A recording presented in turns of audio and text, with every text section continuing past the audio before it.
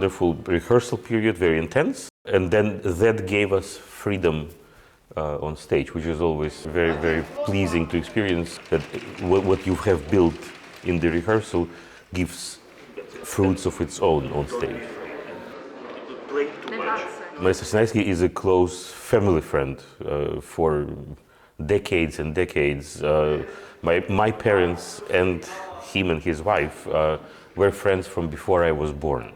I basically have known Vasily all my life, and it truly is a very special feeling to be working with him. We have been playing together for 20 years or so now, and every time this is a special moment in a season, I'm preparing for these concerts with utmost care. It gives me a kind of a feeling that I'm going back to my childhood. He was the first conductor I have ever seen. He was in many ways, to me as a child, an introduction to music, to what live performance is. So this is always very, very special to be on stage with him.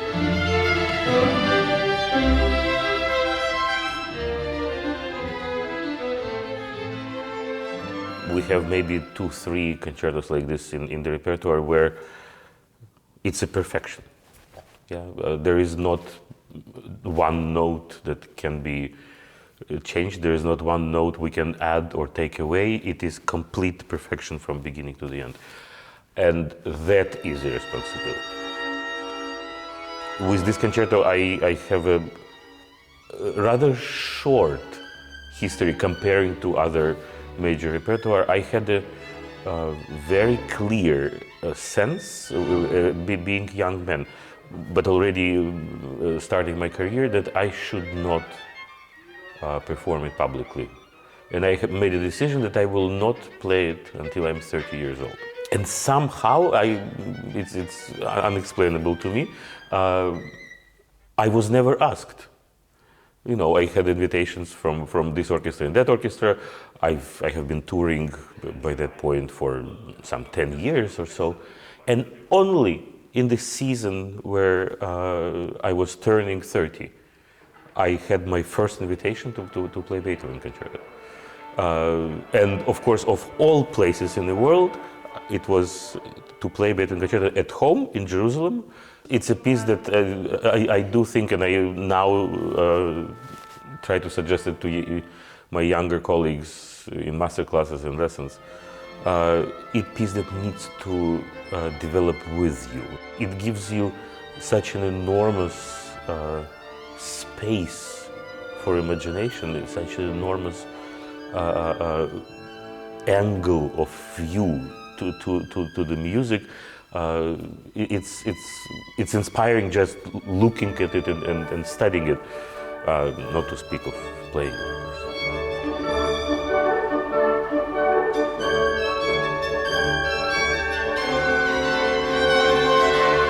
I've been a big fan of Schnittke's music since I'm 12 years old.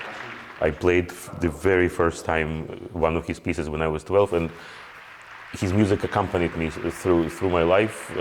I feel very attached to it. I feel very much connected.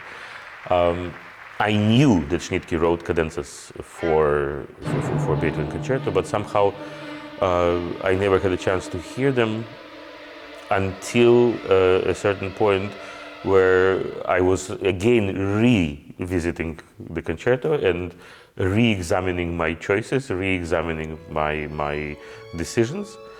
It was basically love at first sight.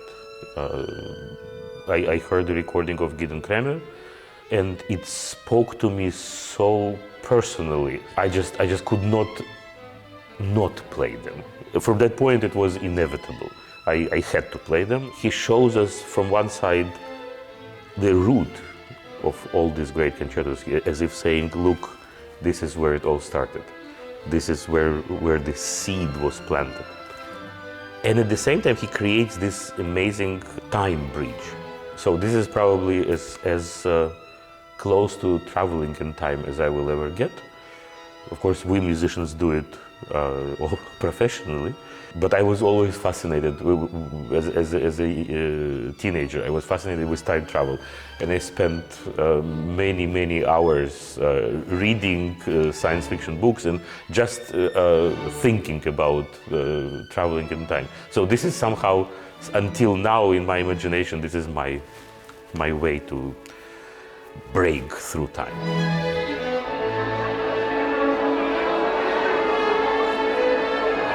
In Jewish tradition, we always wish to each other to live until 120.